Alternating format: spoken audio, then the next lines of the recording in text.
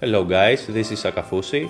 I have a master's in computer science and I use my geek powers to build FPL tools. Gameweek 19 is approaching fast, so I decided to make my plans early, ignoring the last two games of Gameweek 18. My model uses full season stats, so 2 games out of 180 that have been played so far will not significantly change the decision-making process. In this video, I will present the fixture difficulty rankings for attackers and defenders, as well as the best possible players to buy for the upcoming game weeks. I will also share my team plans and create the best possible wildcard team for you. Finally, I will answer some questions from social media. Let's start with my team, which I manage using my model. My overall rank is 33k with 2 players left to play. My Saka replacement was Fernandes and he messed things up for me. I have one free transfer and although I'd love to swap Fernandes for Son, I don't have the funds.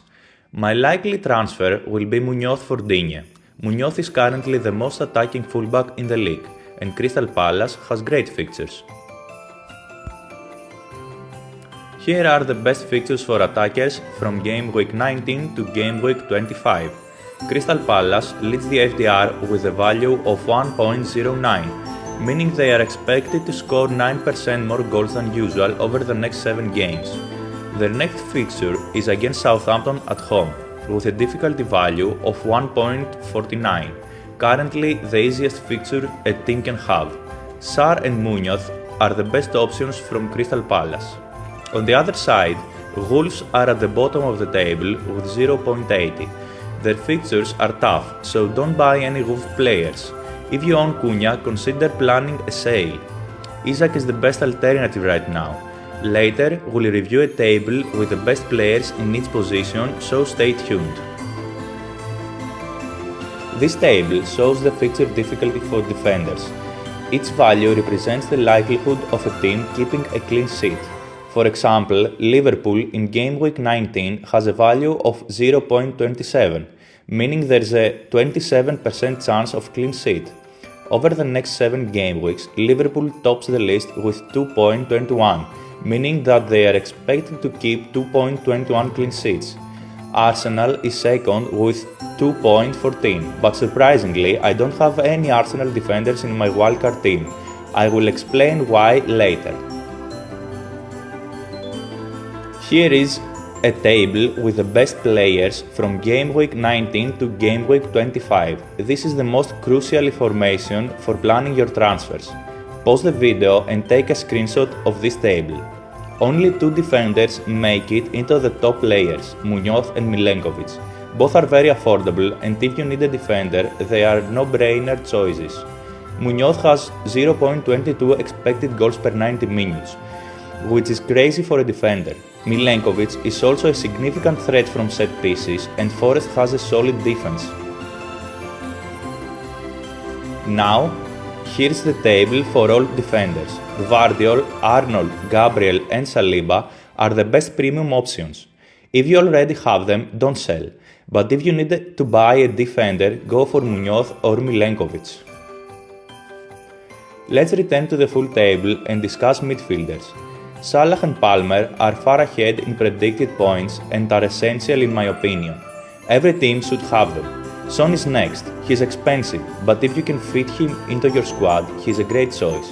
Fernandes offers good value, even though he's suspended for 1 week. If you own him, don't rush to sell. Use a bench player for 1 game. Sarr is the best budget midfielder right now. He plays 90 minutes every game for Palace, has excellent underlying stats and benefits from Palace's great fixtures.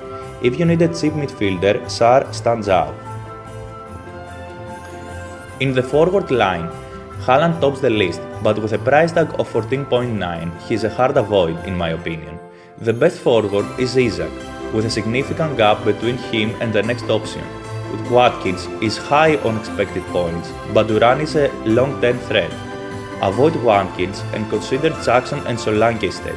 They aren't outstanding, but they don't have competition right now. Havertz is even worse. Cunha's fixtures are tough, Other cheap forwards like Visa, Pedro and Wood are out of form. Here is the full list of forwards. If you need a cheap forward, Visa is slightly better than others. My personal favorites are Isaac, Jackson and Solanke. Now, let's create the best wildcard team using this model. We don't want to spend much on goalkeepers. Seles and Fabianski are the best cheap options, so we'll choose them. Munoz and Milenkovic provide excellent value for money and are must-haves. Faes is just a budget defender to fill the squad. You can use any defender in this spot. Gvardiol is the best premium defender, but Gabriel, Saliba and Arnold are close. Choose any of them if you prefer. Robinson is a decent option, but if you want another budget defender, he's worth considering. In midfield, Salah and Palmer are essential. They're the best midfielders by far. We need a budget midfielder and Sarr is the standout choice. Don't go without him on a wildcard. Semenyo is a decent budget option, as he's highly involved in Bournemouth's attacking output. His returns aren't great, but for a 5.7 player, he's worth it.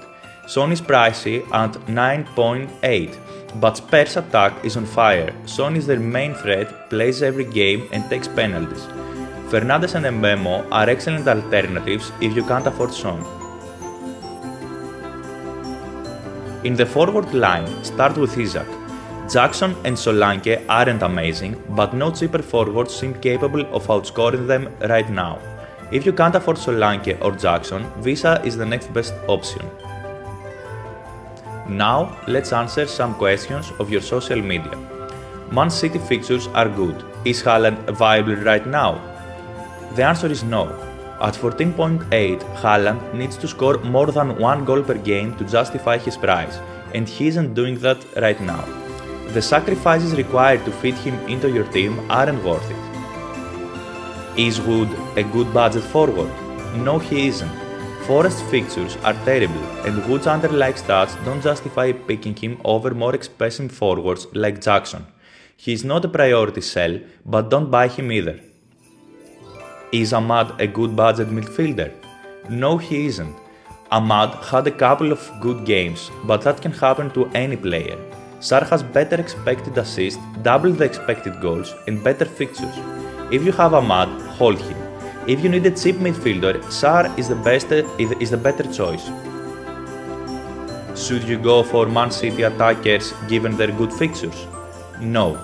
City will score goals, and players like Haaland and Foden will contribute. But they are very expensive and scoring some goals isn't enough. Gvardiol is the best option to take advantage of City's fixtures. He's an attacking defender, and I expect him to score a goal and turn a couple of clean sheets in the upcoming game weeks. Should you swap Semenyo for Sarr? No. Don't use transfer on cheap players with low ceilings. If you already own Semenyo, Ahmad or Rodgers, swapping them for Sarr has limited upside. Saving your transfer will benefit you more in the long term. Do fixtures matter the most? No. Fixtures play a role in FPL returns, but other factors are more important. For example, Man City may score 10% more goals in the next 4 games, but that won't turn Foden into Palmer. Player ability matters more than fixtures. That's all for this video, guys. Thanks for watching. Content like this takes a lot of time, so please show support by liking the video and subscribing to the channel if you want to see more like this. Good luck to your FPL teams and happy holidays to you and your family.